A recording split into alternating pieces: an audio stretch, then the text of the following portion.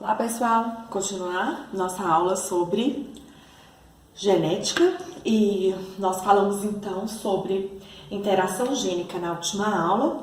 Eu queria ter falado de epistasia naquela aula, mas achei que fosse ficar muito grande.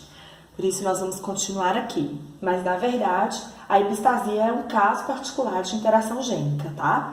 E ela vai se caracterizar então pelo fato de nós termos alelos inibindo a manifestação de um outro alelo.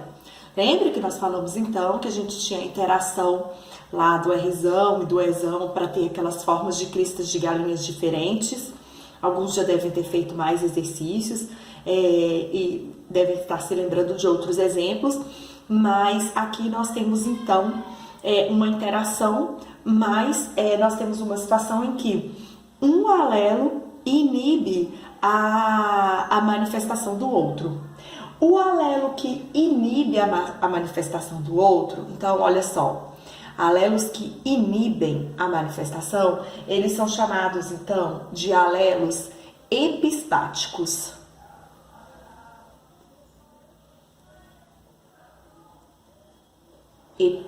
Mais, né? Eles então inibem.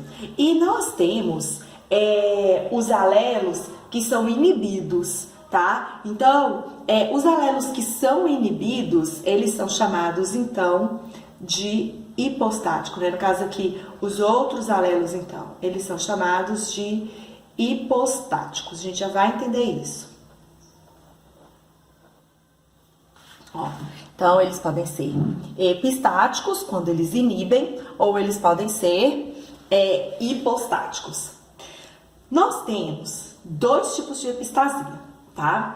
O primeiro tipo de epistasia que nós vamos ver, nós vamos chamar de epistasia recessiva. E nós vamos ver, então, por que esse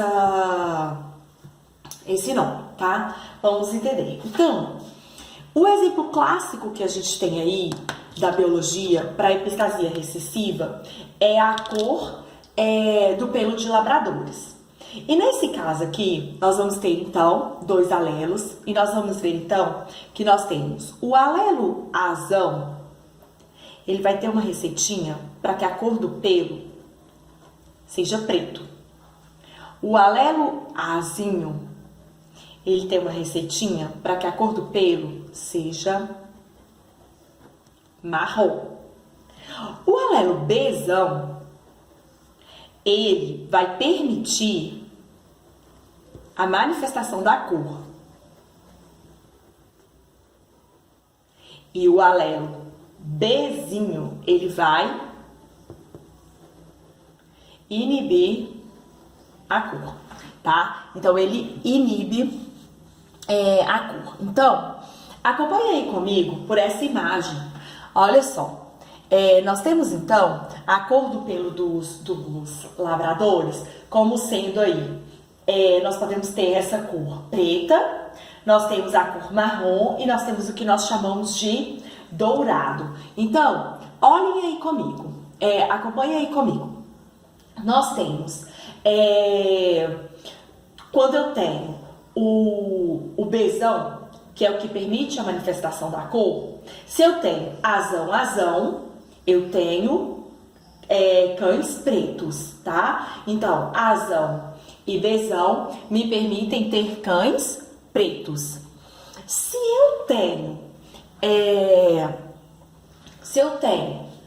azinho,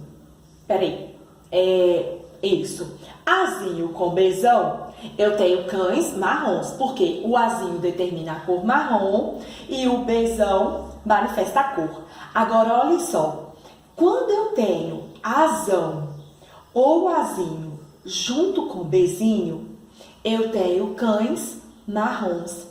Por quê?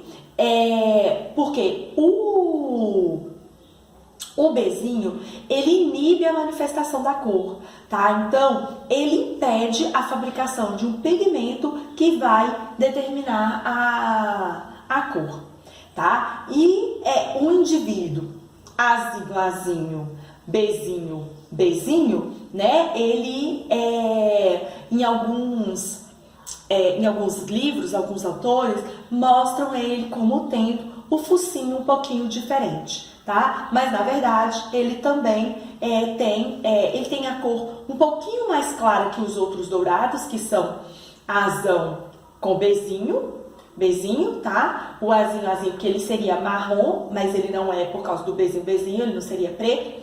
Ele é um pouquinho mais claro, tá? Ele tem um pouquinho de diferença, mas na verdade a maioria dos autores o consideram como sendo dourado também. E por que essa epistasia, então, é chamada de recessiva? Se vocês observarem aí na imagem, para que a pigmentação para que a pigmentação não ocorra, nós precisamos de ter o quê? Bezinho. Então, para que eu impeça a cor de acontecer, eu preciso dos alelos recessivos. Por isso que a epistasia é chamada de epistasia recessiva, tá? Mas nós temos também a epistasia dominante, tá? Então vamos lá. Vamos ver o que vai caracterizar a epistasia dominante. Olha só. Epistasia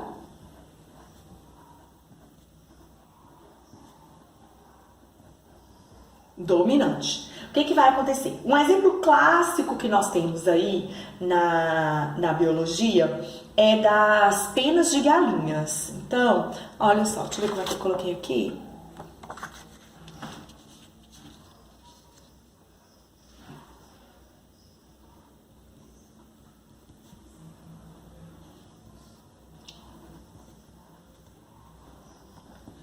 Nós vamos ver então agora a cor, penas de galinhas, né? A cor das penas das galinhas.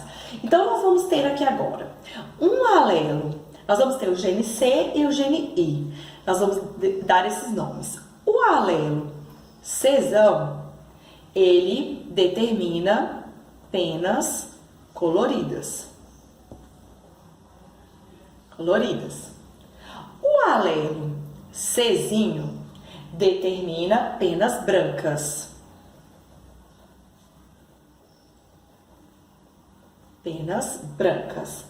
O alelo Izão inibe Czão, inibe a cor. E o alelo Izinho não inibe, manifesta, né?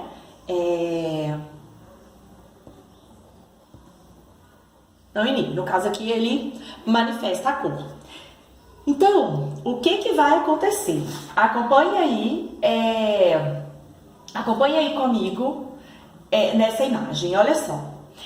Nós temos aí o exemplo clássico que eu falei para vocês. Vocês podem ver que a maioria dessas galinhas aí, elas são, desses galináceos, né? Elas são brancas, né? Por quê? Porque o Czão, o Izão, só dele aparecer uma vez, ele já inibe a cor, né? Lá na epistasia recessiva, nós precisávamos de Izinho ou de Rzinho, Bzinho para inibir. Aqui no caso, só o Izão aparecer uma vez, ele já inibe. Então, olhem aí, quando eu tenho cruzamento de duplo heterozigotos, eu tenho uma maior variedade desses galináceos aí brancos, né? E olha só 3 possibilidades aí dentro das 16 possibilidades deles serem coloridos. Por quê? Eles só vão ser coloridos quando eu tiver o quê? Izinho, tá? Caso contrário, eles serão impedidos de manifestar a cor, porque o alelo Izão inibe a pena colorida dessa, né, no caso desse exemplo. Por isso nós falamos que é um caso de epistasia dominante, certo? Então, é bem tranquilinho, né? Nós vamos fazer exercícios, vocês vão ver que os exercícios também são tranquilos, tá? Mas a gente precisa ter esses conceitos aí em mente. E o sucesso é o acúmulo de pequenos esforços repetidos dia a dia. Acreditem nisso, tá? Não deixem de todos os dias se esforçarem pelo nosso aprendizado. Façam resumos, anotações, mapas mentais, né? Aproveitem muito o tempo de vocês, tá? Não desperdicem essa chance de aprendizado, que o sucesso, eu tenho certeza que virá. Beijos, beijos, fiquem com Deus.